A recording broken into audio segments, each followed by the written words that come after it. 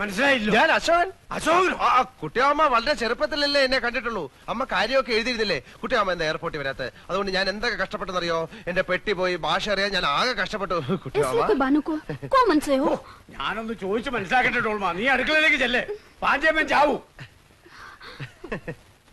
കുട്ടിയമ്മ, എന്റെ നേപ്പാളി മാമി ഇതുവരെ മലയാളം പഠിച്ചില്ലേ കുട്ടിയമ്മ? എന്റെ ഭാര്യയുടെ ഡീറ്റെയിൽസ് ഞാൻ പിന്നെ പറയാം. Who are you? തും കോൻ ഹോ? നീ ആരാണ്? നിനക്ക് എന്തുവേണം? What you want? ഞാൻ പറഞ്ഞില്ലേ ഞാൻ അശോകനാണെന്ന്.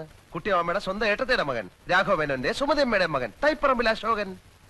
അശോക എന്താ? നിന്നെ അല്ലടാ മോനെ, അശോക. അശോകന? കുട്ടിമാമ എന്നെ വിളിച്ചോ?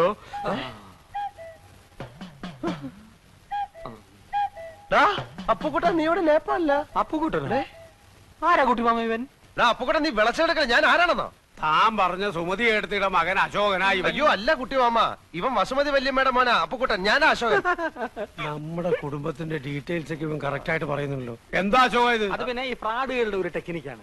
നമ്മുടെ കുടുംബ ചരിത്രത്തിന്റെ അറ്റവും മൂലം അറിഞ്ഞു വന്നിട്ട് നമ്മളെ ചീറ്റിയാൻ വന്നിരിക്കുകയാണ്.